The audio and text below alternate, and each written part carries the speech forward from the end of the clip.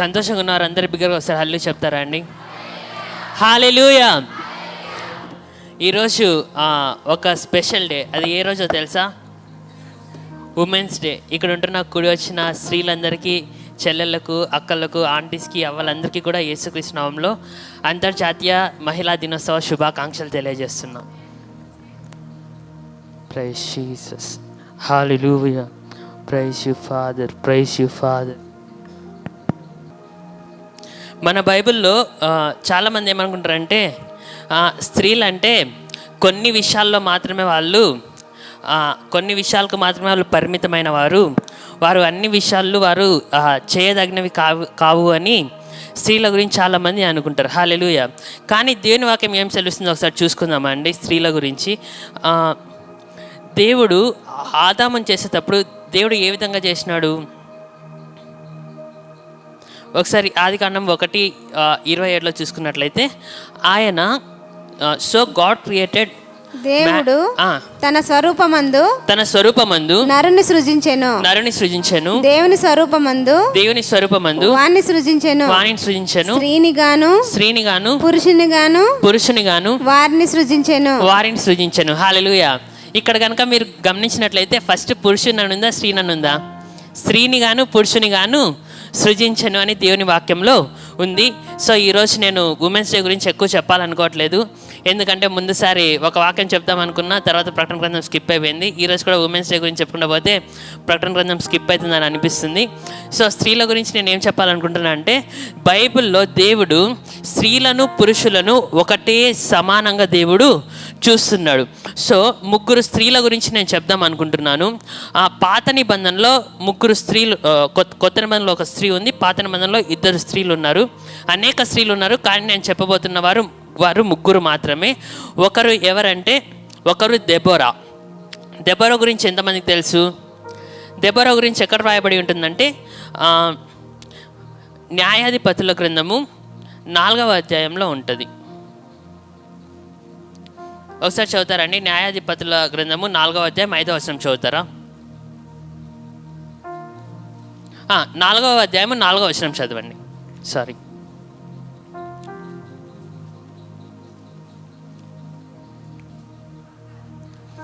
ఆ కాలమున లప్పిదోతునకు భార్య అయిన దెబోరాను ప్రవక్తి ఇశ్రాయేలీలకు న్యాయాధిపతినిగా ఉండెను. ఇక్కడ దెబోరా ఎవరంట? పాతని గ్రంథములోనే ఆమె ఎవరు? ఒక ప్రవక్తిని, అదేవిధంగా ఏమంట? న్యాయాధిపతి. హల్లెలూయా. ఇక్కడ స్త్రీ అయిన దెబోరా ఎవరిగా ఉన్నారంట? ప్రవక్తిగా ఉన్నారు, న్యాయాధిపతిగా ఉన్నారు. సో పాత నిబంధనలో కూడా దేవుడు ఏం చేసినాడంట? స్త్రీలను ఒక అధికార స్థాయిలోనే ఉంచుతున్నాడు. హల్లెలూయా. తర్వాత ఇంకొక స్త్రీ ఎవరంట? ఎస్తేరుని దేవుడు ఏం చేసినాడు? రాణిగా చేసి ఉన్నాడు. రాణిగా చేయడం మూలకంగా యూదులందరినీ కూడా ఎవరు రక్షించగలిగినారు? ఎస్తేరు ద్వారా దేవుడు రక్షించగలిగినాడు. హల్లెలూయా. హల్లెలూయా. తర్వాత ఇంకొక స్త్రీ గురించి నేను చెప్పాలనుకుంటున్నాను. ఆ స్త్రీ పేరు ఎవరంటే వారియా. అందుకే ఆదికాండంలో దేవుని వాక్యం ఏమని ఉంటుందంటే, స్త్రీ సంతానము ద్వారా ఒకరు పుడతారు, వారు ఏం చేస్తారంటే సర్పం యొక్క తలను చితక ద్రొక్కుతారు అని ఉంటుంది. హల్లెలూయా. సో ఇక్కడ చూసినట్లయితే మనుషులందరూ కూడా ఎవరి సంతానం అంట?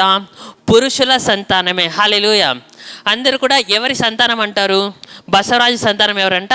షాలు అంటారు. అంతేగాని పుష్పలత సంతానం షాలు అని ఎవరని అంటారా? అన్నారు. హల్లెలూయా. పురుష సంతానం కాకుండా పుట్టినవారు ప్రపంచంలో ఎవరంటే 2 మాత్రమే. ఒకరు ఎవరంటే ఆదాము స్త్రీ ద్వారా జన్మించలేదు, కానీ ఆదాము ఎవరి ద్వారా జన్మించినాడు? దేవుని ద్వారా జన్మించినాడు. తర్వాత హవ్వ కూడా దేవుని ద్వారానే జన్మించింది. తర్వాత యేసుక్రీస్తు ఎవరి ద్వారా జన్మించినారు? మరియా ద్వారా, స్త్రీ ద్వారా జన్మించినారు. హల్లెలూయా.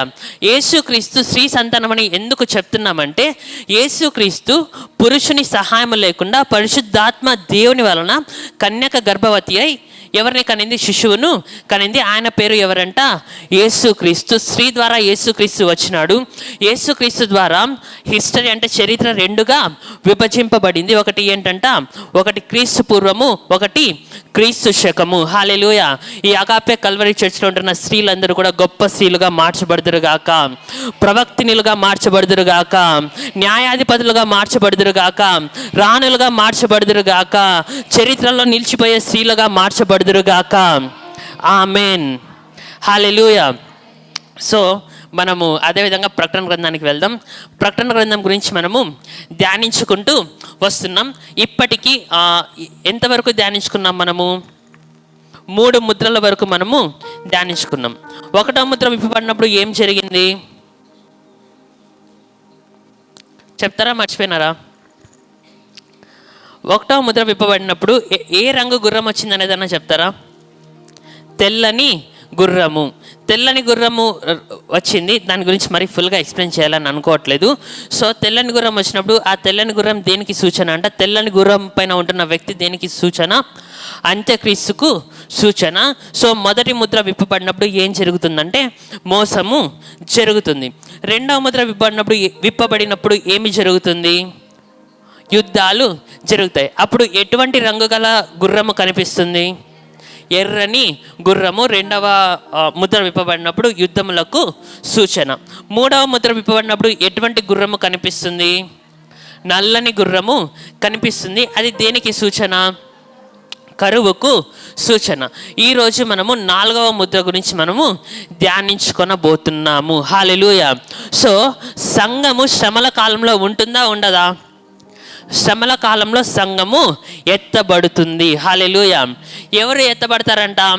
అంతం వరకు ఎవరైతే నమ్మకంగా ఉంటారో, అంతం వరకు వారి యొక్క విశ్వాసాన్ని, వారి యొక్క భక్తిని ఎవరైతే కాపాడుకుంటారో వారు నమ్మకంగా ఉంటారు. వారు ఏం చేయాలంట? లోకమును జయించాలా. హల్లెలూయా. లోకంను జయించాలంటే కష్టమా ఈజీనా? ఈజీ అనేవారు ఒకసారి హల్లు చెప్తారా? కష్టం అనేవారు ఒకసారి హల్లు చెప్తారా? కష్టమనే చాలామంది అనుకుంటారు. ఎందుకు కష్టము? మనము చేద్దాం అనుకుంటే అది ఎప్పుడు కూడా కష్టంగానే ఉంటుంది. దేవుని వాక్యం ఏం చెప్తుందో మనము చదువుకుందాం. 1 యోహాను పత్రిక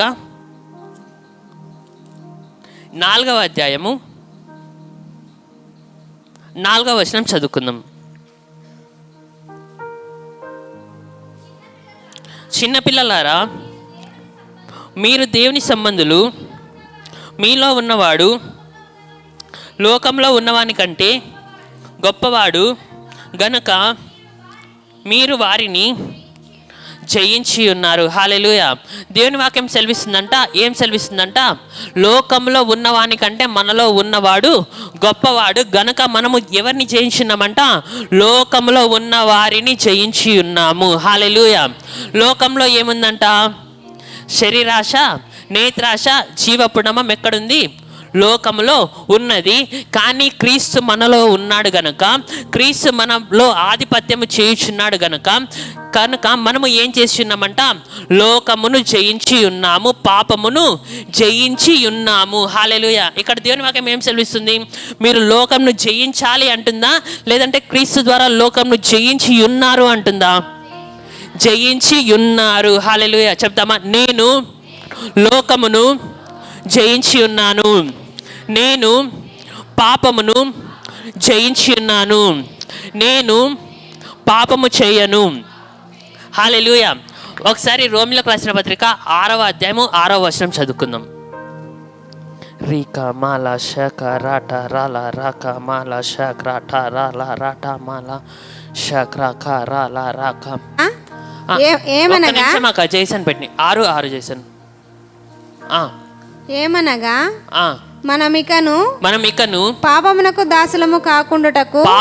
దాసులు కాకుండానట్లు పాప శరీరము నిరర్థకమగునట్లు మన ప్రాచీన స్వభావము ఆయనతో కూడా సిలువ వేయబడెనని ఎరుగుదుము. హల్లెలూయా.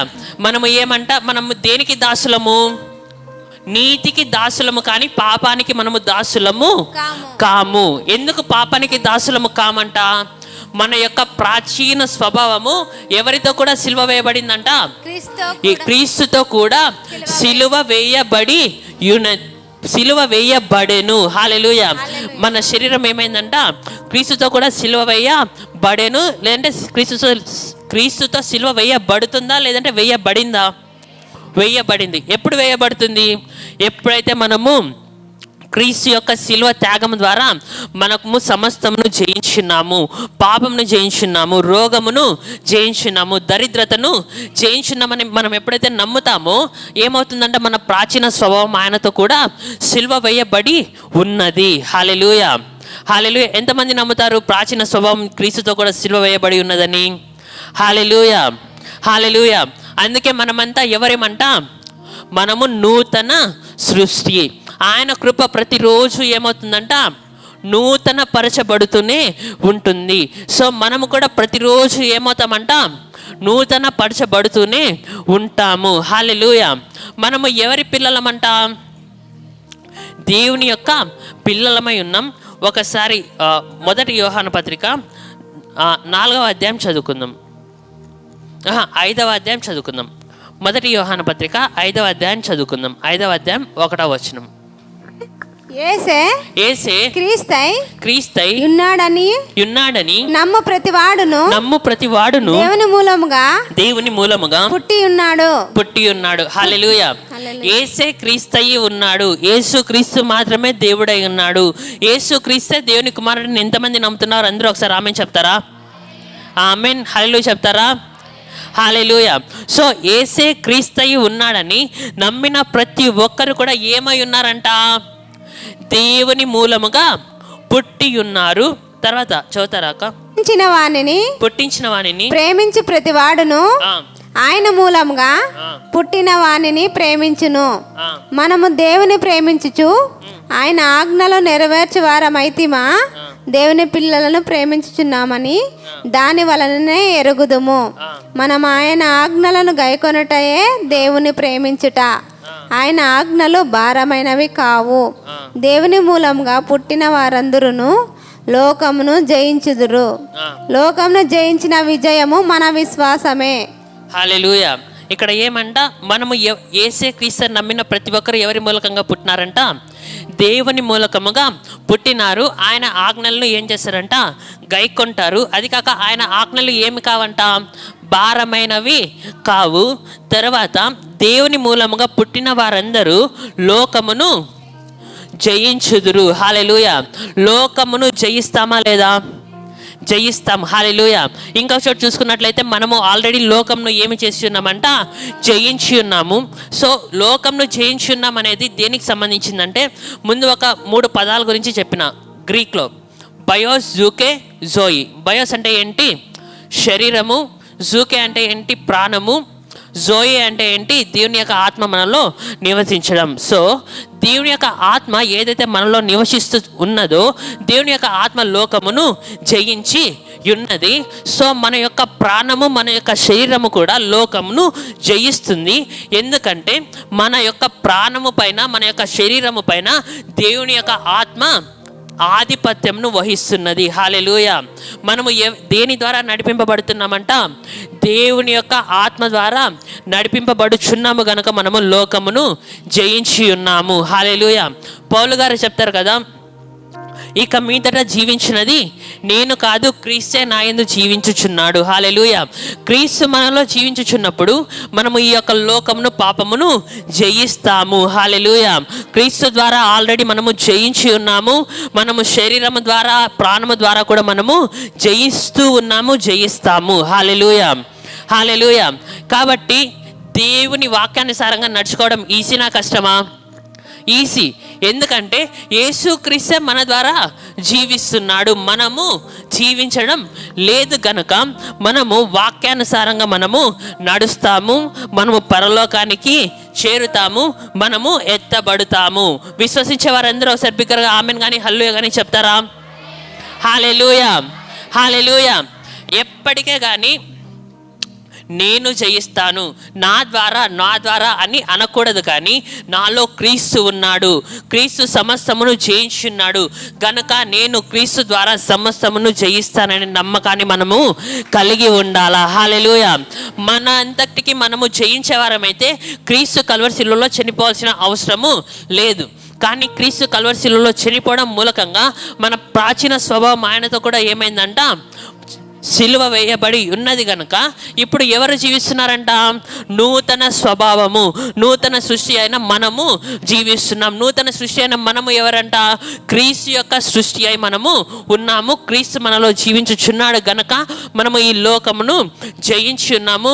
ఒకవేళ మీరు ఇంకా లోకంను జయించకుండా ఇంకా బలహీనతల్లో ఇంకా పాపంలో గనక మీరు జీవిస్తూ ఉన్నట్లయితే మీరు ఏం అర్థం చేసుకోవాలంటే, మీ శరీరము బలహీనమైనది, కానీ మీలో ఉన్న పరిశుద్ధాత్ముడు లోకంను జయించున్నాడు గనుక బలహీన సమయంలో మనం ఎవరి బలాన్ని కోరుకోవాలంట, దేవుని యొక్క పరిశుద్ధాత్మ దేవుని బలాన్ని మనం ఎప్పుడైతే కోరుకుంటామో మనము శరీరమును జయిస్తాము, పాపమును ప్రాక్టికల్గా కూడా మనము జయిస్తాము, క్రీస్తులాగా మనము జీవిస్తాము.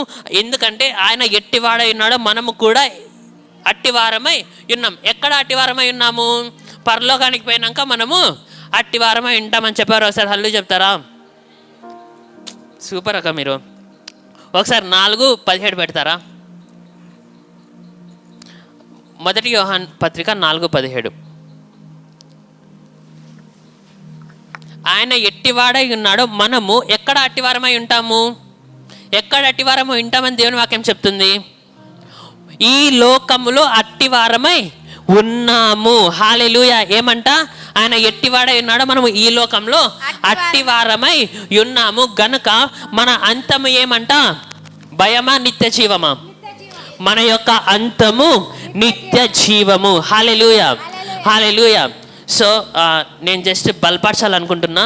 సో మనం పరలోకానికి పోతామనే కాన్ఫిడెన్స్ ఇద్దామని ఇవన్నీ కూడా చెప్పి ఉన్నాను. హల్లెలూయా. సో మనము యథావిధిగా మనం ప్రకటన గ్రంథానికి వెళ్దాం. ఈరోజు 4వ ముద్ర గురించి మనము ధ్యానించుకోబోతున్నాం. ఒకవేళ మీరు ఇంకా యేసుక్రీస్తు నిజమైన దేవుడని మీరు నమ్ముకొనక ఉంటే గనుక, యేసుక్రీస్తుని నిజమైన దేవుడని నోటితో ఒప్పుకొని హృదయమందు విశ్వాసం ఉంచడం ద్వారా మీరు రక్షింపబడతారు. అది క్రియల వల్ల కలిగినది కాదు, కానీ దేవుని కృప వలన విశ్వాసం మూలకంగా మాత్రమే కలిగి ఉన్నది. ఆ విశ్వాసమే మిమ్మల్ని ముందుకు నడిపిస్తుంది, మిమ్మల్ని లోకంను జయించడానికి కృపను చూపిస్తుంది. హల్లెలూయా. సో ప్రకటన గ్రంథము 6వ అధ్యాయము 7వ వచనం చదువుకుందాం. ఆయన 4వ ముద్రను విప్పినప్పుడు రమ్ము అని నాలుగవ జీవి చెప్పుట వింటిని. అప్పుడు నేను చూడగా ఇదిగో పాండురంగు వర్ణము గల చదవన్నక్క ఒక గుర్రము కనబడెను. దాని మీద కూర్చున్న వాని పేరు మృత్యువు. పాతాళ లోకము వానిని వెంబడించెను. ఖడ్గము వలనను కరవ వలనను మరణం వలనను భూమిలో నుండి క్రూర మృగముల వలనను భూనివాసులను చంపుటకు భూమి యొక్క 4వ భాగము పైన అధికారము వానికి ఇవ్వబడెను. ఆయన 5వ ముద్రను విప్పినప్పుడు దేవుని వాక్యం నిమిత్తమును తాము ఇచ్చిన సాక్ష్యము. చాలా 4వ ముద్ర వరకే చాలు. ఇక్కడ 4వ ముద్ర విప్పబడినప్పుడు ఏం జరుగుతుందంట, రమ్ము అని 4వ జీవి చెప్పుట వింటిని. అప్పుడు నేను చూడగా ఇదిగో పాండురంగు వర్ణము గల ఒక గుర్రము కనబడెను. దానిపైన కూర్చున్న వాని పేరు ఏం పేరంట, మృత్యువు. హల్లెలూయా. ఏ రంగు గుర్రం అంట, పాండురంగు గుర్రం. పాండురంగు గుర్రం అంటే కన్ఫ్యూజ్ అవుతారు కదా, ఒకసారి ఫోటో పెట్టి చూపిస్తే కరెక్ట్గా అర్థమవుతుంది.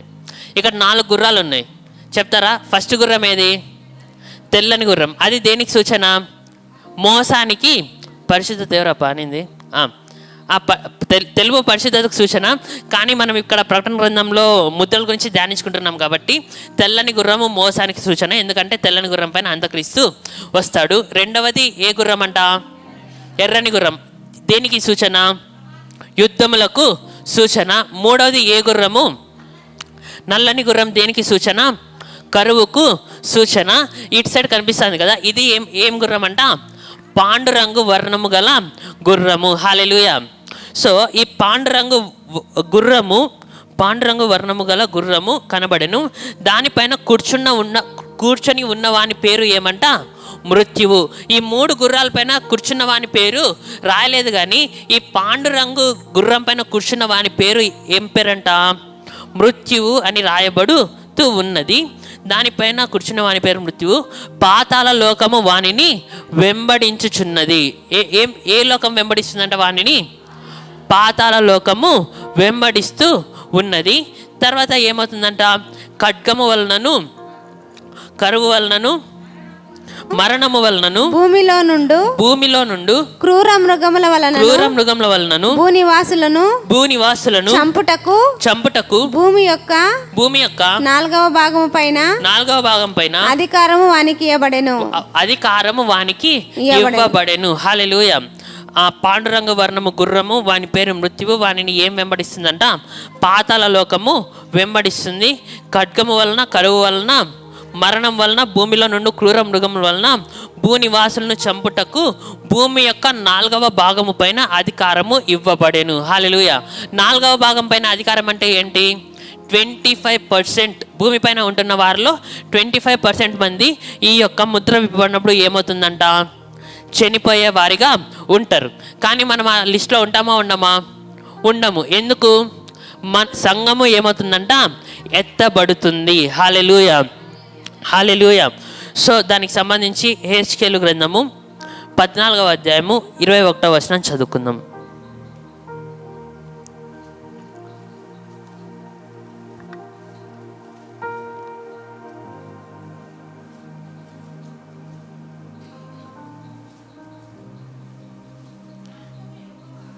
ప్రభువగు యెహోవా ఈ మాట సెలవిచ్చుచున్నాడు. హెచ్కేలు 14:21 చేశాను. ఒక్క నిమిషం అక్క, మా పిల్లోడు పెట్టినాక చదవను. అక్క మైక్ ఉండే వాళ్ళు చదివితే కొంచెం వీడియో కరెక్ట్గా వినిపిస్తుంది అక్క. ప్రభువగు యెహోవా ఈ మాట సెలవిచ్చుచున్నాడు. మనుషులను పశువులను నిర్మూలము చేయవలెనని నేను ఖడ్గము చేతను క్షామము చేతను దుష్ట మృగముల చేతను తెగుల చేతను ఈ 4 విధముల యెరూషలేము మీద తీర్పు తీర్చిన ఎడల అట్టివారుండినను వారు దాన్ని రక్షింపలేరు. హల్లెలూయా. ఇక్కడ యెహెజ్కేలు గ్రంథంలో కూడా దేవుడు ఏం చేస్తున్నాడంట? దానికి ప్రకటన గ్రంథంలో ఏదైతే వాక్యం ఉందో దానికి సూచనగా యెహెజ్కేలు ప్రవక్త ద్వారా రాయిస్తున్నాడు. ఎటువంటి తెగుళ్ళంట? 4 విధముల తెగుళ్ళ చేత ఏమవుతుందంట? తీర్పు తీర్చబడినని దేవుని వాక్యము సెలవిస్తుంది. 4 విధములు ఏమంట? ఖడ్గము, క్షామము, దృష్టముఖములు, తెగులు. హల్లెలూయా. సో వీటి ద్వారా ఏమవుతుందంట? తీర్పు తీర్చబడుతుందని దేవుని వాక్యము సెలవిస్తుంది. హల్లెలూయా. కానీ మరణం పైన మనకు విజయం ఉందా లేదా? మరణము పైన మనకు విజయము ఉంది. హల్లెలూయా. ఎందుకంటే యేసుక్రీస్తు ఏం చేసినాడంట? మరణపు ముళ్ళును విరిచి ఉన్నాడు. హల్లెలూయా. కాబట్టి మనకు రెండవ మరణము లేదు. రెండవ మరణం ప్లేస్లో మనకేముంది? నిత్య జీవము ఉంది. హల్లెలూయా. మొదటి మరణము అందరికీ కూడా వస్తుంది. మొదటి మరణం అంటే ఏంటి? శారీరకమైన మరణము ప్రతి ఒక్కరికి వస్తుంది. రెండవ మరణము ఎవరికి వస్తుంది? ఎవరైతే రక్షింపబడరో వాళ్ళకి రెండవ మరణము వస్తుంది. రక్షింపబడిన మనకు ఏం లేదంట? రెండవ మరణము లేదు. కానీ మనకు ఏముంది? నిత్య జీవము ఉంది. ఒకసారి రెండవ మరణం గురించి ఒకసారి చదువుకుందామా? ప్రకటన గ్రంథము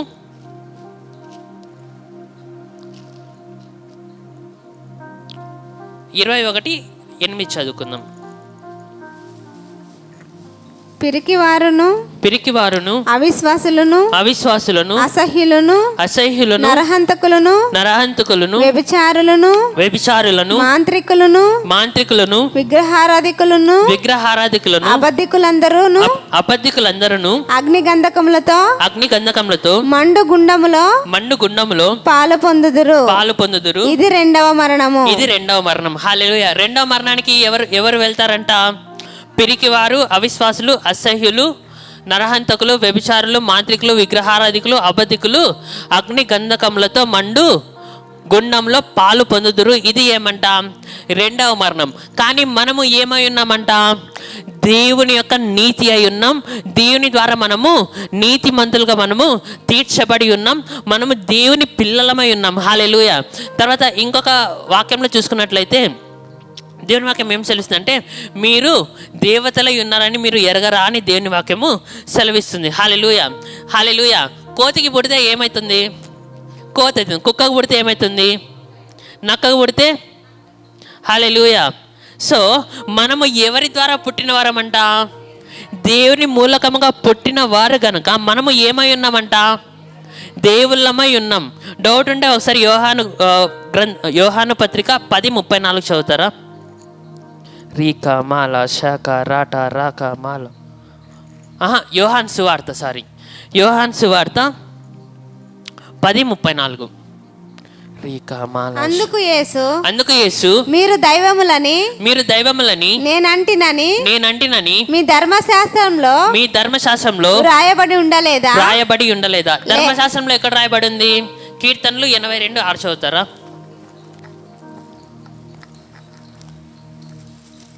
రీకా మాల శాఖ రాట రాక మాల శాఖ రాక మాల శాఖ రాక రాల రాక మాల. మీరు దైవములనియు మీరందరూ సర్వోన్నతుని కుమారులనియు నేను సెలవిచ్చుచున్నాను. హల్లెలూయా. దేవుని వాక్యంలో ఏం సెలవిస్తుంది? మనము ఏమై ఉన్నామంట? దైవములై ఉన్నాము. హల్లెలూయా. చాలు చెప్తే నమ్మదండి, దేవుని వాక్యం చెప్తేనే నమ్మండి. హల్లెలూయా. బెరియా సంఘస్థులు ఏమంట? పౌలు పేతురు ఎవరు వాక్యం చెప్పినా సరే బెరియా సంఘం ఏం చేస్తుందంట? లేఖనంలో అలాగూ ఉన్నావో లేవో అని పరీక్షించుకొని వారు దాన్ని అనుసరించేవారంట. హల్లెలూయా. సో దేవుని లేఖనాలు నేను చెప్తున్నాను కాబట్టి మీరు ఏం చేయాలంట? ఇంకోసారి క్రాస్ చెక్ చేసుకొని దాన్ని అనుసరించాలా. కానీ దేవుని వాక్యంలో ఏమనుంది మన గురించి? దైవములై ఉన్నాం, మనము దేవుని కుమారులై ఉన్నాం, దైవములై ఉన్నాం, మనము లోకంను జయించున్నాం, పాపమును జయించున్నాం, మనము నిత్య జీవమునకు అర్హులై ఉన్నాం, వారసులై ఉన్నాము. హల్లెలూయా. మన అంతము ఏమంట? నా అంతం ఎట్లా నుండనో భయము పుట్టుచు ఉన్నది. కానీ యేసు క్రీస్తు ద్వారా మనకు నిత్య జీవం ఉన్నదని మనకు నిరీక్షణ ఉన్నది. హల్లెలూయా. హల్లెలూయా. సో ఇక్కడ మనం 4వ ముద్ర గురించి ధ్యానించుకుంటున్నాం కదా. సో దీని ద్వారా మనం ఏం ధ్యానించుకున్నామంటే వాని పేరు మృత్యు అంట. మృత్యు అంటే మరణము. మరణానికి మన పైన అధికారము లేదు. తర్వాత వానిని ఏమి వెంబడిస్తుందంట? పాతాళ లోకము వానిని వెంబడిస్తూ ఉన్నది. కానీ పాతాళ లోకం వానిని వెంబడిస్తుంది. కానీ మనకు పాతాళం పైన మనకు జయము ఉంది. మనము పాతాళమునకు వెళ్ళము. హల్లెలూయా. మనల్ని ఏమి వెంబడిస్తుందంట? దేవుని యొక్క కృపాక్షేమము మనల్ని వెంబడిస్తూ ఉంటుంది. హల్లెలూయా. హల్లెలూయా. మనల్ని దేవుడు ఎల్లప్పుడూ కూడా ఏం చేస్తాడంట? వెంబడిస్తూనే ఉంటాడు. హల్లెలూయా. తర్వాత ఏమంట? ఖడ్గము, కరువు, మరణము భూమిలో నుండి క్రూర మృగముల వలన భూనివాసులను చంపుటకు భూమి యొక్క 4వ భాగం పైన వానికి అధికారం ఇవ్వబడిను. అప్పుడు ఏమవుతుందంట? భూమి పైన ఎవరైతే విడవబడి ఉంటారో వాళ్ళలో 25% మంది ఏమవుతారంట? చనిపోయే వారిగా ఉంటారు. హల్లెలూయా. ఇప్పుడు మనం 5వ ముద్రను గురించి మనము ధ్యానించుకుందాం. 4వ ముద్ర ద్వారా మనం ఏం తెలుసుకున్నాం? మృత్యువు. కానీ ఆ మృత్యు పైన మనకు ఏముందంట? జయము ఉంది. మనకు ఏముంది? నిత్య జీవము ఉంది. పాతాళానికి మనకు సంబంధం లేదు. పాతాళంలో ఎవరుంటారంట? 2వ మరణము పొందిన వారు పాతాళంలో ఉంటారు. కానీ నిత్య జీవం పొందిన మనము పరలోకంలో ఉంటాము. హల్లెలూయా. తర్వాత 5వ ముద్ర ఐదవ ముద్రను విప్పినప్పుడు దేవుని వాక్యం నిమిత్తమును తాము ఇచ్చిన సాక్ష్యము నిమిత్తమును వధింపబడిన వారి ఆత్మలను బలిపీఠము క్రింద చూచితిని. వారు నాదా సత్యస్వరూపి పరిశుద్ధుడా ఎందాక తీర్పు తీర్చకయు మా రక్తము నిమిత్తమును భూనివాసులకు ప్రతిదండన చేయకయు ఉందువని బిగ్గరగా కేకలు వేసిరి. తెల్లని వస్త్రమును వారిలో ప్రతివానికి ఇయ్యబడెను. మరియు వారి వలనే చంపబడబోవు వారి సహదాసుల యొక్కయు సహోదరుల యొక్కయు లెక్క పూర్తి అగు వరకు ఇంకా కొంచెము కాలము విశ్రమింపవలెనని ఇంకొంచెం కాలం విశ్రమింపవలనని వారితో చెప్పబడను. హల్లెలూయా. ఇక్కడ చూసినట్లయితే ఇక్కడ ఏమి కనిపిస్తుందంటే దేవుని యొక్క కృప కనిపిస్తుంది. హల్లెలూయా. దేవుని యొక్క కృప ఏ విధంగా కనిపిస్తూ ఉంది? ఏ విధంగా కనిపిస్తుంది అంటే ఈ యొక్క ముద్రలు ఎప్పుడు విప్పబడతాయి? సంఘము ఎత్తబడిన తర్వాత విప్పబడతాయి. తర్వాత ముద్రలు విప్పబడుచున్న కాలంలో కూడా ఎవరైతే దేవుని కొరకు బ్రతుకుతారో వారి గురించి దేవుని వాక్యము రాయించింది. హల్లెలూయా. దేవుడు ఏం చెప్తున్నాడంట?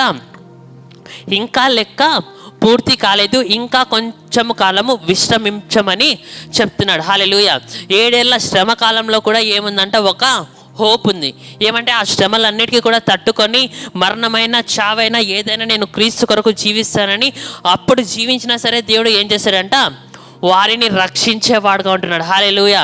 మన దేవుడు ఎంత కృపామయుడు కదా. ఎత్తబడిన వారు పరలోకంలో ఉంటారు.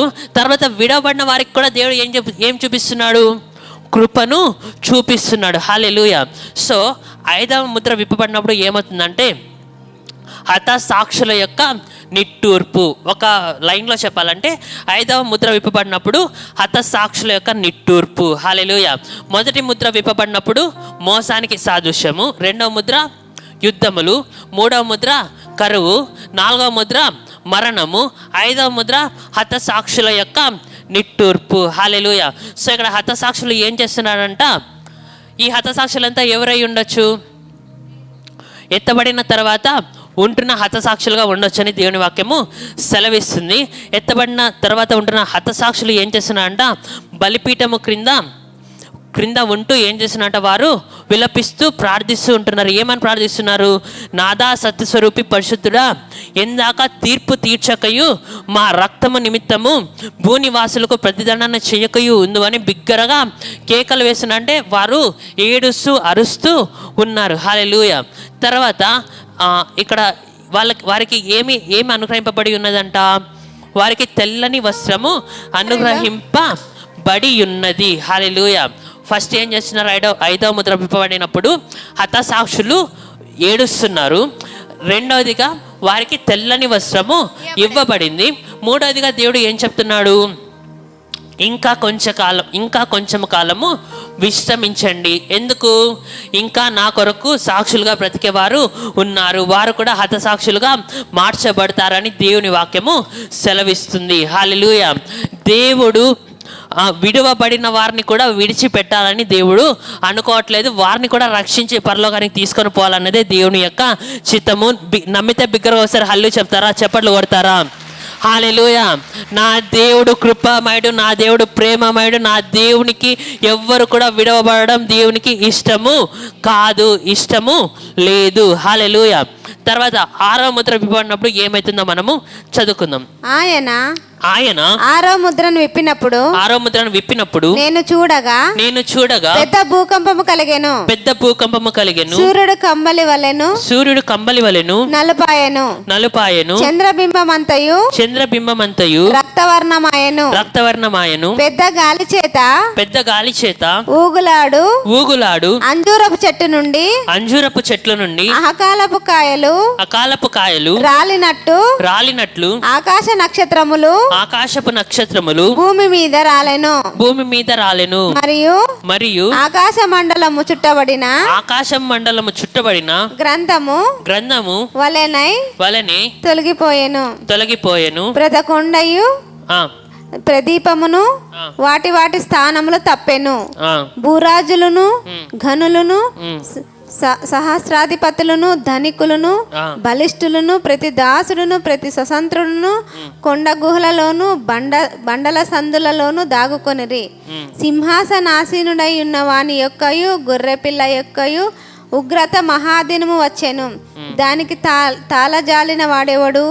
మీరు మా మీద పడి ఆయన సన్నిధికి గొర్రెపిల్ల ఉగ్రతకును మమ్మును మరుగు చేయడాన్ని పర్వతములలోను బండలతోను పర్వతములతోను చెప్పుచున్నారు. హల్లెలూయా. ఇక్కడ 6వ ముద్ర విప్పబడినప్పుడు ఏం జరుగుతుందంట? పెద్ద భూకంపము కలిగెను. సూర్యుడు కంబలి వలె నలుపాయను. చంద్రబింబము రక్తవర్ణమయమాయను. పెద్ద గాలి చేత ఊగులాడు అంజురపు చెట్లు అకాలపు కాయలు రాలినట్లు ఆకాశ నక్షత్రములు భూమి మీదకి రాలెను. హల్లెలూయా. ఫస్ట్ ఏం జరుగుతుందంట? భూకంపము కలుగుతుంది. రెండవదిగా ఏం జరుగుతుంది?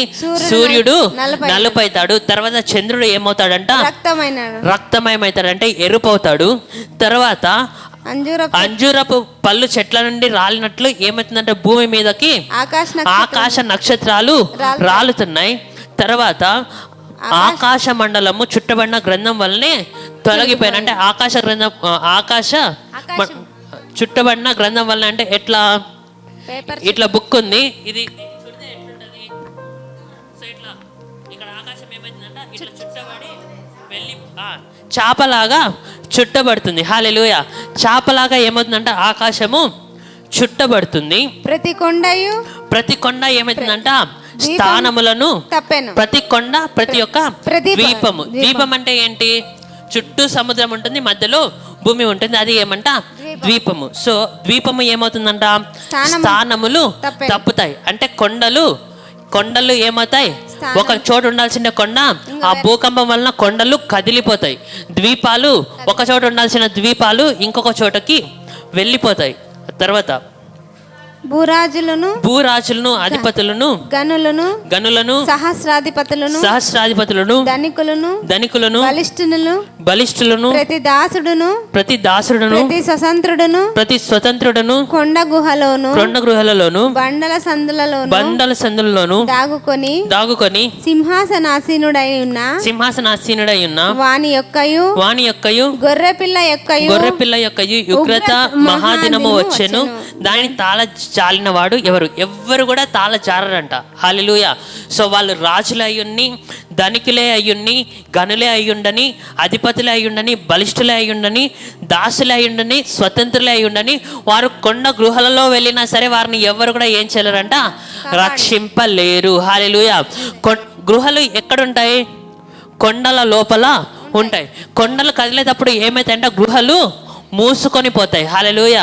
సో గృహల్లో దాక్కున్నా సరే ఎవరు ఏం చేయలేరంట? రక్షింపలేరు. గొర్రె పిల్ల యొక్క ఉగ్రతను ఎవరు ఏం చేయలేరంట? తాళలేరు. మీరు మా మీద పడి ఆయన సన్నిధికి గొర్రెపిల్ల ఉగ్రతకును మమ్ముని మరుగు చేయడని పర్వతములతోను బండలతోను వారు చెప్పుకుంటారు. కానీ ఆ పర్వతములు బండలు కూడా ఏమీ కూడా చేయలేవు. ఎందుకంట? బండలు పర్వతాలు కూడా ఏమైతాయంట? కదిలిపోయేవిగా ఉంటాయి. హల్లెలూయా. 6వ ముద్ర విప్పబడినప్పుడు ఏమవుతుందంట? ఒక్క మాటలో చెప్పాలంటే ప్రకృతి వైపరీత్యాలు జరుగుతాయి. హల్లెలూయా. ఒకసారి రివిజన్ చేద్దామా? 1వ ముద్ర విప్పబడినప్పుడు ఏమవుతుంది? మోసం. 2వ ముద్ర విప్పబడినప్పుడు యుద్ధాలు. 3వ ముద్ర విప్పబడినప్పుడు కరువు. 4వ ముద్ర విప్పబడినప్పుడు మృత్యువు, మరణము. 5వ ముద్ర విప్పబడినప్పుడు పరిశుద్ధుల యొక్క హతసాక్షుల యొక్క నిట్టూర్పు. 6వ ముద్ర విప్పబడినప్పుడు ప్రకృతి యొక్క వైపరీత్యాలు. అందుకే ఒక పాట ఉంటది కదా, సూర్యుడు నలుపై ఏ రోజు, చంద్రుడు ఎరుపై ఏ రోజు, సూర్యుడు నలుపై ఏ రోజు, చంద్రుడు నలుపై ఏ రోజు, భూకంపం కలిగే రోజు, దిక్కులే తారచే రోజు, సంగమా భూకంపం కలిగే రోజు ఆ దిక్కులేక ఆ రోజు శ్రమ నుండి తప్పించే నాదుడు లేడు ఆ రోజు శ్రమ నుండి తప్పించే నాదుడు లేడు అదే అదే ఆ రోజు యేసయ్య ఉగ్రత రోజు ఆడేళ్ళ శ్రమల రోజు పాపులంతా ఏడ్చే రోజు అదే అదే ఆ రోజు యేసయ్య ఉగ్రత రోజు ఏడేళ్ళ శ్రమల రోజు పాపులంతా ఏడ్చే రోజు. హల్లెలూయా. మనమంతా ఆ రోజు ఏం చేస్తామంట? హల్లెలూయా. ఎవరన్నా ఏడుస్తామని చెప్తారేమో అనుకున్నా. హల్లెలూయా. మనము ఏడ్చాము, మనము యేసయ్య సన్నిధిలో సంతోషంగా ఉంటాం. హల్లెలూయా. హల్లెలూయా. తర్వాత 6వ ముద్రకు 7వ ముద్రకు కొంచెము గ్యాప్ వస్తుంది. సో 6వ ముద్ర 6వ అధ్యాయంలో అయిపోతుంది. 7వ ముద్ర ఎక్కడ విప్పబడుతుంది అంటే 8వ అధ్యాయంలో విప్పబడుతుంది. ఆ గ్యాప్లో ఏం జరుగుతుంది అనేది మనము ధ్యానించుకుందాం. టైం తక్కువ ఉంది కాబట్టి సో 7వ ముద్ర నెక్స్ట్ వీక్ అవుతుందేమో. ఒకసారి 7వ అధ్యాయాన్ని మనము చదువుకుందాం. 7వ అధ్యాయంలో ఏం జరుగుతుంది అనే దాని గురించి మనము చూసుకుందాం. ఎవరైనా 7వ అధ్యాయం చదువుతారా? అటు తర్వాత భూమి యొక్క 4 దిక్కులలో 4 దేవదూతలు నిలిచి ఉండి భూమి మీదనైనను సముద్రము మీదనైనను ఏ చెట్టు మీదనైనను గాలి వీచుకుండునట్లు భూమి యొక్క 4 దిక్కుల వాయువులను పట్టుకొని ఉండగా చూచితిని. చదవండి అట్లా. మరియు సజీవుడగు దేవుని ముద్ర గల వేరొక దూత సూర్యోదయ దిశ నుండి పైకి వచ్చుట చూసితిని. భూమికిని సముద్రమునకును హాని కలుగుజేయుటకై అధికారము పొందిన ఆ 4 దూతలతో ఈ దూత మేము మా దేవుని దాసులను వారి నొసలయందు చాలా అక్క. యాక్చువల్లీ ఇది చదువుకుంటా మరి చెప్పుకుంటా పోతే చాలా లేట్ అవుతుంది. నేను సింపుల్గా చెప్తాను, మీరు ఇంటికి వెళ్ళిన తర్వాత మీరు చదువుకోండి. ఇక్కడ ఏమవుతుందంటే అటు తర్వాత భూమి మీద 4 దిక్కుల్లో 4 దేవదూతలు నిలిచి ఉండి సముద్రము మీదనైనను భూమి మీదనైనను సముద్రం మీదనైనను ఏ చెట్టు మీదనైనను గాలి వీచుకున్నట్లు భూమి యొక్క 4 దిక్కుల వాయువులను పట్టుకొని ఉండుట చూచితిని. తర్వాత ఏమవుతుందంట? భూమికిని సముద్రమునకును హాని కలగచేయటకై అధికారము పొందిన ఆ 4 దేవదూతలలో మా దేవుని దాసులమైన వారి నుసల ఎదుట ముద్రించుటకై భూమికైనను సముద్రముకైనను చెట్లకైనను హాని చేయవద్దని బిగ్గరగా చెప్పెను. హల్లెలూయా. ఇక్కడ 4 దేవదూతలు ఉన్నారు. వారికి ఏమి అనుగ్రహించబడిందంట?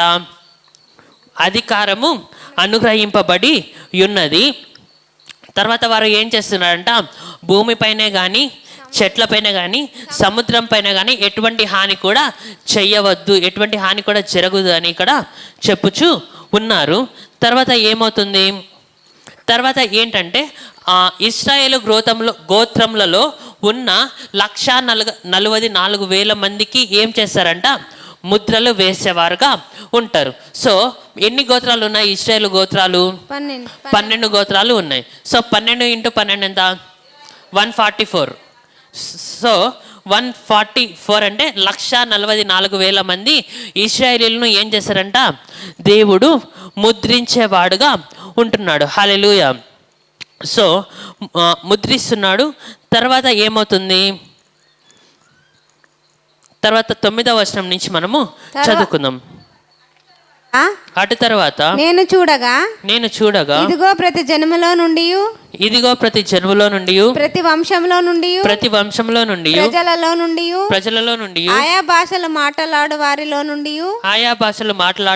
నుండి వచ్చి ఎవడును లెక్కింపజాలని ఒక గొప్ప సమూహము కనబడెను.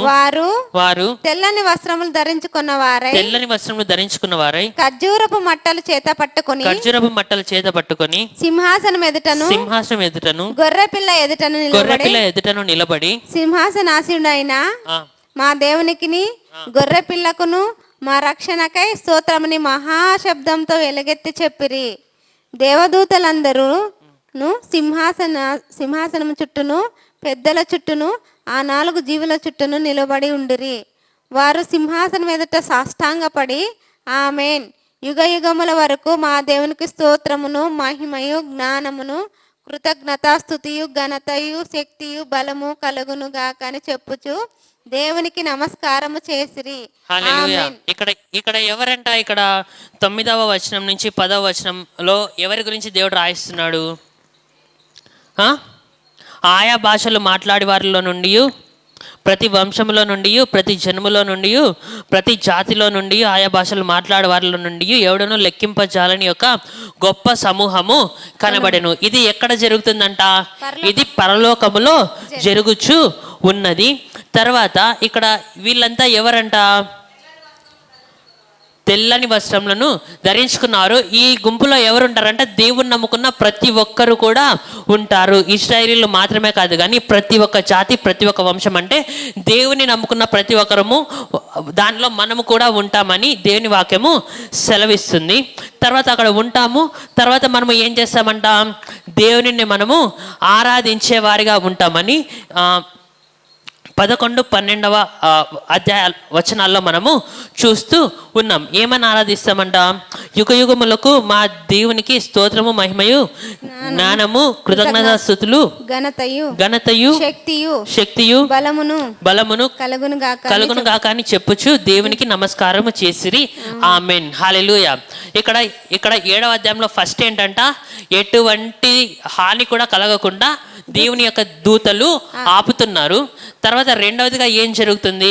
ఇశ్రాయేలీల 12 గోత్రంలో ప్రతి ఒక్క గోత్రం నుండి 12,000 మందికి ఏం చేస్తున్నారు? ముద్రలు వేస్తున్నారు.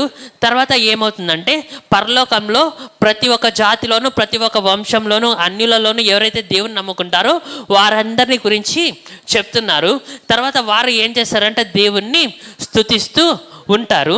తర్వాత నెక్స్ట్ పార్ట్కి వచ్చేసరికి పెద్దలలో ఒకడు ఏం చేశారంట? తెల్లని వస్త్రములు ధరించుకొని ఉన్న వీరెవరు, ఎక్కడుండి వచ్చిరని నన్ను అడిగాను. అందుకు నేను, అయ్యా నీకే తెలియననగా అతడు ఇలాగు నాతో చెప్పాను, వీరు మహాశ్రముల నుండి వచ్చిన వారు, గొర్రెపిల్ల రక్తంలో తమ వస్త్రములు ఉదుకుకొని వాటిని తెలుపు చేసుకొనిరి. హల్లెలూయా. ఇక్కడ గొర్రెపిల్ల వస్త్రం, ఇక్కడ ఎవరంట? వాళ్ళు మహాశ్రమలలో నుండి వచ్చిన వారు. Point number 1. రెండవది ఏంటంట? గొర్రె పిల్ల రక్తముతో తమ వస్త్రములను ఉతుకుకొని తెలుపు చేసుకొనిరి. హల్లెలూయా. మనల్ని నీతిమంతులుగా ఎవరు చేసినారు? కల్వరి శిలువలో బలి అయిన దేవుని గొర్రెపిల్ల అయిన యేసుక్రీస్తు మనల్ని ఏం చేసినాడంట? ఆయన రక్తంతో కడిగి నీతిమంతులుగా చేసింటున్నాడు. మనకు ఏం చేసినాడంట? తెల్లని వస్త్రములను మనకు అనుగ్రహించిన వాడుగా ఉంటున్నాడు. హల్లెలూయా. తర్వాత అందువలన వారు దేవుని సింహాసనం ఎదుట ఉండి రాత్రింబవళ్ళు ఆయన ఆలయంలో ఆయనను సేవించుచున్నారు. మనం ఎక్కడుంటామంట? దేవుని యొక్క సింహాసనం ఎదుట ఉండి రాత్రింపగళ్ళు మనము ఆయన యొక్క ఆలయంలో ఆయనను మనము సేవించుచుంటాము. తర్వాత అక్కడ కూడా మనకు కొన్ని అధికారాలు ఇవ్వబడడం జరుగుతుంది. ఆ అధికారాల గురించి మనము మళ్ళీ ధ్యానించుకుంటాం. మనం ఎక్కడ ఉంటామంట? దేవుని సన్నిధిలో మనము ఉంటాం. దేవుని యొక్క ఆలయంలో మనము ఉంటాం. తర్వాత సింహాసనాసీనుడైన వాడు 16 చదవండి అక్క. అది కూడా సింహాసనాసీనుడైన వాడు తానే తన గుడారము వారి మీద కప్పును. మన పైన ఏది కప్పబడుతుందంట? దేవుని యొక్క గుడారము మన పైన కప్పబడి ఉంటుంది. తర్వాత వారికి ఇక మీద ఆకలి అయినను దాహమైనను ఉండదు. సూర్యుని ఎండైనను ఏ వడగాలి అయినను వారికి తగలదు. ఏలయనగా సింహాసన మధ్య మందుండు గొర్రెపిల్ల వారికి కాపరి అయి జీవజలముల బుగ్గల యొద్దకు వారిని నడిపించును. దేవుడే వారి కన్నుల నుండి ప్రతి బాష్ప బిందువును తుడిచివేయును. హల్లెలూయా. ఇక్కడ ఏమంట, మనం అక్కడ పరలోకంలో ఉంటాం, మనము దేవుణ్ణి స్తుతిస్తాం. తర్వాత పెద్దలు అడిగినప్పుడు ఏమంటారంట, వారు మహాశ్రమల నుండి వచ్చిన వారు నా యొక్క గొర్రెపిల్ల రక్తము చేత వారు తెల్లని వస్త్రములను కడుక్కున్నవారు. అదేవిధంగా వారు ఎక్కడ ఉంటారంట, దేవుని ఆలయములో వారు దేవుని సింహాసనం ఎదుట ఉండి దేవుని ఆలయంలో ఆయనను రాత్రింపగళ్ళు సేవించుచు ఉంటారు. వారిపైన ఏమి ఉంటుందంట, దేవుని యొక్క గుడారము వారిపైన కప్పబడుతుంది. అంటే ఎవరిపైన, మన పైన కప్పబడుతుంది. మనకు ఆకలి ఉండదు, దప్పిక ఉండదు, వడదెబ్బ తగలదు, సూర్యుని ఎండ తగలదు. తర్వాత అక్కడ మనకు ఏముంటుందంట, జీవ జలముల బుగ్గ యొద్దకు ఆయన మనల్ని నడిపిస్తాడు. ఆయన మనకు కాపరిగా ఉంటాడు. మన యొక్క కన్నుల ప్రతి ఒక్క బాష్ప బిందువును ఆయన ఏం చేశారంట, తుడిచి వేసేవాడుగా ఉంటున్నాడు. హల్లెలూయా. అర్థమైందా అండి? మనం ఏం ధ్యానించుకున్నాం? ప్రకటన గ్రంథంలోకి వచ్చేసరికి ఫస్ట్ ఉమెన్స్ డే వదిలిపెట్టండి, అది తర్వాత చూసుకుందాం. సో ఈరోజు 4వ ముద్ర గురించి ధ్యానించుకున్నాం. 4వ ముద్ర గురించి ఎంతమందికి ఏమర్థమైందో ఒకసారి చెప్తారా? దానికి సూచన మృత్యువు. సో మనల్ని దేవుడు ఏం చేస్తున్నాడంట, మనల్ని రెండవ మరణానికి అప్పగించట్లేదు, కానీ మనల్ని నిత్య జీవానికి అప్పగిస్తున్నాడు. పాతాళానికి మన పైన అధికారము లేదు, ఎందుకంటే మనము పరలోకానికి వారసులము అయ్యి ఉంటున్నాము. 5వ ముద్ర విప్పబడినప్పుడు ఏం జరుగుతుంది? పరిశుద్ధుల యొక్క నిట్టూర్పు. పరిశుద్ధులు ఏం చేస్తున్నారంట, ఏడుస్తున్నారు. ఎందాక నువ్వు మా పైన ఎందాక నీవు లోకం పైన తీర్పు తీర్చక ఉందువు, ఎందాక ప్రతీకారము చేయక ఉందువు అని పరిశుద్ధులు హతసాక్షులు ఏం చేస్తున్నారంట, ఏడుస్తూ ఉన్నారు బలిపీఠం క్రింద ఉండి. కానీ దేవుడు ఏం చెప్తున్నాడు, ఈ యొక్క శ్రమల కాలంలో, ఈ యొక్క ముద్రలు విప్పబడే కాలంలో కూడా దేవుడు ఏం చెప్తున్నా అంటే, ఇంకా హతసాక్షులు అయ్యేవారు నా కోసము ఉన్నారయ్యా. హల్లెలూయా. అంటే ఈ యొక్క శ్రమల కాలంలో కూడా దేవుడు ఏం చేస్తున్నాడంట, నా కోసం నువ్వు జీవించి నా కోసము హతసాక్షి అయితే నేను నిన్ను పరలోకానికి తీసుకొని వెళ్తానని దేవుడు ఇంకా కృపను చూపుచూనే ఉన్నాడు. హల్లెలూయా. విడువబడిన వారిని కూడా దేవుడు ఏం చేయాలనుకుంటున్నాడు, విడువబడిన వారిని కూడా దేవుడు వదిలిపెట్టాలని అనుకోవట్లేదు. హల్లెలూయా. హల్లెలూయా. దేవుని ప్రేమ ఎంత గొప్పది కదా. తర్వాత 6వ ముద్ర విప్పబడినప్పుడు ఏం జరుగుతుంది? ప్రకృతి వైపరీత్యాలు జరుగుతాయి. సూర్యుడు నలుపవుతాడు, చంద్రుడు ఎరుపవుతాడు, భూకంపాలు కలుగుతాయి, పర్వతాలు, తర్వాత ఐలాండ్స్ ఏమంటారు తెలుగులో, ద్వీపాలు కదిలిపోతాయి. గొప్ప గొప్ప రాజులు పర్వతముల యొక్క గృహాలలో దాగుకున్న పర్వతములు కదిలి పర్వతములన్నీ కూడా పొడిగా ఆ గృహాల్లోనికి పడిపోయి వారిని ఎవరు కూడా ఏం చేయలేరంట, రక్షింపలేక ఉంటారు. తర్వాత 6వ ముద్రకి 7వ ముద్రకి మధ్యలో గ్యాప్ ఉంటుంది. అదే ప్రకటన గ్రంథము 7వ అధ్యాయము. అక్కడ ఏం జరుగుతుందంటే 4 దేవదూతలు ఉంటారు. సో వారు ఏం చేస్తారంటే, భూమిపైన ఎటువంటి నాశనం కూడా కాకుండా, భూమిపైన కానీ సముద్రం పైన కానీ గాలిపైన కానీ ఎటువంటి హాని జరగకుండా చూస్తారు. తర్వాత 144,000 మంది ఇశ్రాయేలీయులకు ఏం చేస్తారు, ముద్రను వేస్తారు.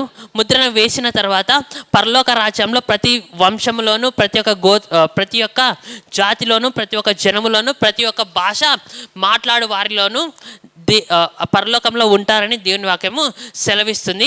వారు అక్కడ దేవుణ్ణి స్తుతిస్తారు. దేవుని అక్కడ స్తుతించడం మాత్రమే కాదు, కానీ పెద్దలలో ఒకడు అడిగినప్పుడు ఏం చెప్తాడంట దేవుడు, వీరు మహాశ్రమలలో నుండి తమ వస్త్రములను తెలుపు వీరు మహాశ్రమల నుండి వచ్చిన వారు గొర్రె పిల్ల రక్తము చేత తమ వస్త్రములను తెలుపు చేసుకున్నవారని మనల్ని గురించి దేవుడు సాక్ష్యమును ఇచ్చేవాడుగా ఉంటున్నాడు.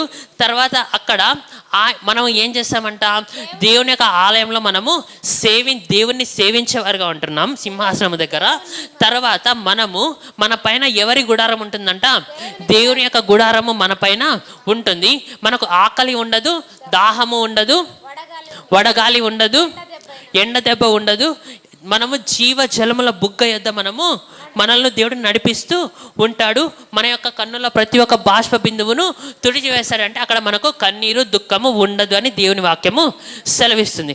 చివరిగా ఇంకా 7వ ముద్రను మనము ధ్యానించుకొని ఈ వాక్యాన్ని అవ్వకూడదాం. టైం 11:13 అయింది. సో కరెక్ట్గా 5 minutesలో ఈ యొక్క 7వ ముద్రని అవ్వగొడతా. తర్వాత 7 బూరలు 7 పాత్రలు అనేవి వస్తాయి. సో దాని గురించి కూడా మనము ధ్యానించుకుంటూ వద్దాం.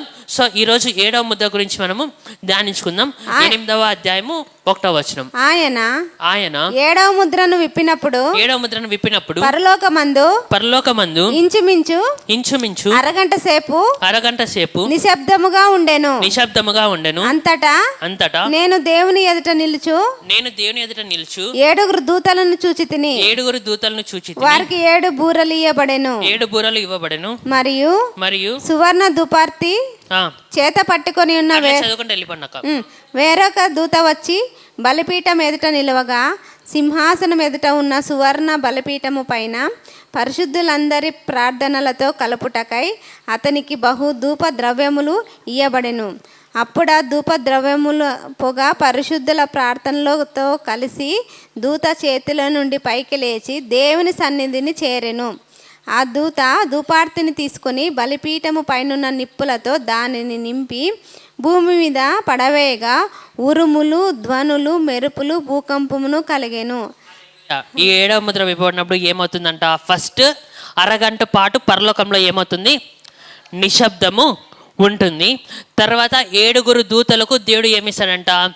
7 బూరలు ఇస్తాడు. సో 7 బూరల గురించి వచ్చే వారాల్లో ధ్యానించుకుందాం. తర్వాత అక్కడ ఏముంటుందంట? సువర్ణ ధూపార్తిని చేత పట్టుకొని వేరొక దూత వచ్చి బలిపీఠము ఎదుట నిలవగా, సింహాసనము ఎదుట ఉన్న సువర్ణ బలిపీఠం పైన పరిశుద్ధులందరి ప్రార్థనలతో కలుపుటకై బహు ధూప ద్రవ్యములను ఇవ్వబడెను. హల్లెలూయా. సో ఇక్కడ ధూప ద్రవ్యములలో ఏమి కలుపుతారంట? మన యొక్క ప్రార్థనలు, పరిశుద్ధుల యొక్క ప్రార్థనలు కలపబడము జరుగుతుంది. తర్వాత దానిని ఎక్కడికి తీసుకొని వస్తారంట? దేవుని సన్నిధికి తీసుకొని వస్తారు. దేవుని సన్నిధికి తీసుకొని వచ్చిన తర్వాత ఏమవుతుంది? నిప్పులతో దానిని నింపి భూమి మీదికి పడవేయగా ఏమవుతుంది? ఉరుములు, ధ్వనులు, మెరుపులు, భూకంపములు కలిగెను. హల్లెలూయా. 7వ ముద్ర విప్పబడినప్పుడు ఏం జరుగుతుంది? పరలోకము అర్ధగంట పాటు సైలెంట్ ఉంటుంది. 7 దూతలకు 7 బూరలు ఇవ్వబడడం జరుగుతుంది. తర్వాత ధూప ద్రవ్యములతో మన యొక్క ప్రార్థనలు, పరిశుద్ధుల యొక్క ప్రార్థనలు కలపడం జరుగుతుంది. కలిపిన తర్వాత దేవుని యొక్క సన్నిధికి తీసుకొని వెళ్ళడం జరుగుతుంది. దేవుని యొక్క సన్నిధికి తీసుకొని వెళ్ళిన తర్వాత నిప్పులతో కలిపి ఏం చేస్తారంట? నిప్పులతో దానిని నింపి భూమి పైనకి వేసినప్పుడు మరి ఇంకొకసారి ఏమవుతుందంట? భూకంపము కలిగేదిగా ఉంటుంది. ఉరుములు, మెరుపులు, ధ్వనులు, భూకంపము కలిగేదిగా ఉంటుంది. హల్లెలూయా. దేవుడు ఈ యొక్క పరిశుద్ధ వాక్యంను దీవించి ఆశీర్వదించును గాక. హల్లెలూయా.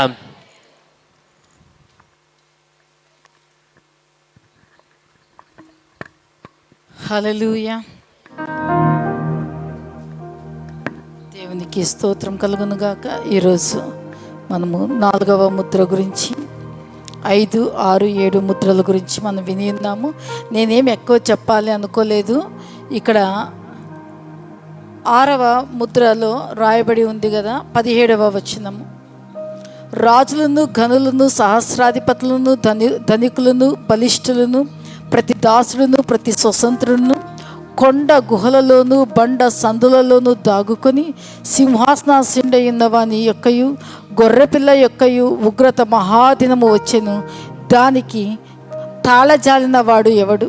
మీరు మా మీద పడి ఆయన సన్నిధికి గొర్రెపిల్ల ఉగ్రతకు మమ్మను మరుగు చేయడని పర్వతములతోనూ బండలతోనూ. దీనికి ఆధారంగా యెషయా గ్రంథము 2వ అధ్యాయము 19 నుండి 21వ వచనం వరకు ఉంది. చదువుకుందాం.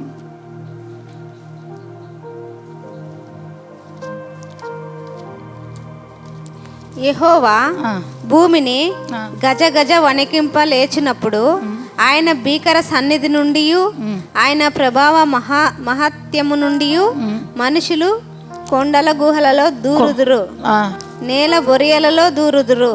ఆ దినమున యెహోవా భూమిని గజ గజ వణికింప లేచినప్పుడు, అది ఉగ్రత దినము.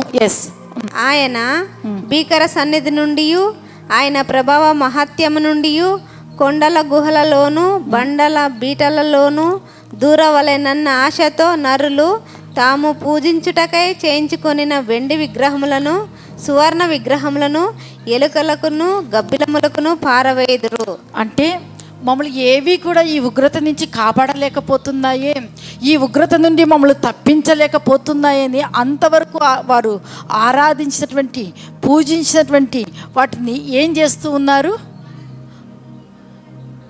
కదా.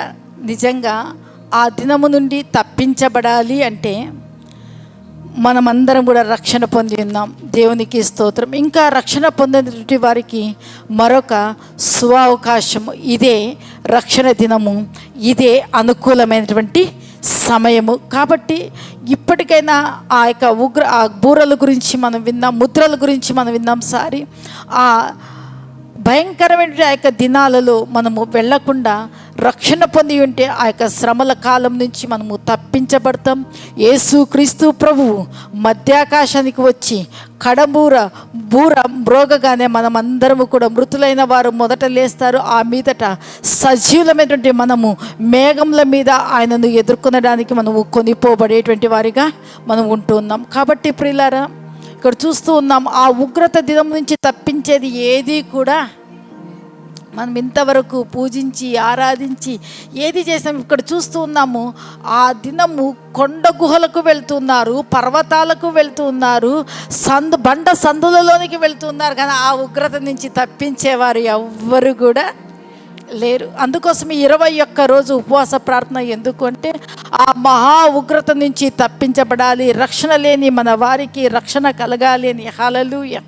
కాబట్టి ప్రియులారా, ఇక్కడ మనం చూస్తున్నాం, వెళ్తూ ఉన్నారు వారు గబ్బిలాలకు దానికి దీనికి పడేస్తున్నారు, కానీ రక్షించే నాదుడు ఎవ్వరు కూడా లేరు. అందుకోసమే ప్రభు మనకిచ్చినటువంటి ఈ యొక్క రక్షణను మనము కాపాడుకుంటూ, ఈ యొక్క రక్షణను మనము అంతం వరకు కొనసాగించుకుంటూ, మన వస్త్రములను ఈ లోకము యొక్క మాలిన్యం మనల్ని ఎప్పుడు అంటుతూ ఉంటుందో ఆ యొక్క గొర్రెపిల్ల యొక్క రక్తము చేత ఉతుక్కుంటూ కడుక్కుంటూ పరిశుద్ధపరచుకుంటూ తెల్లని వస్త్రములు గలవారమై ఆయనను ఎదుర్కొనడానికి మనమందరం కూడా సంసిద్ధులుగా ఉండాలని పరిశుద్ధాత్మ దేవుడు మనతో మాట్లాడి ఉన్నాడు. హల్లెలూయా, హల్లెలూయా. నేను నమ్ముతూ ఉన్నాను చాలా వరకు అర్థమైంటుందని. ఇంకా నాకు అర్థం కాలేదు అన్నటువంటి వారు బైబిల్ గ్రంథాన్ని తీసుకోండి.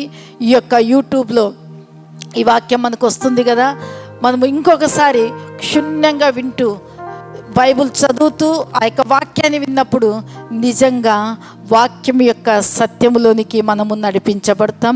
ఆ ఉగ్రత దినము నుంచి మనము కాపాడేబడేటువంటి వారిగా మనం ఉందాం. అందరం కూడా దేవుడి లేఖన భాగాలను దీవించి ఆశీర్వదించునుగాక.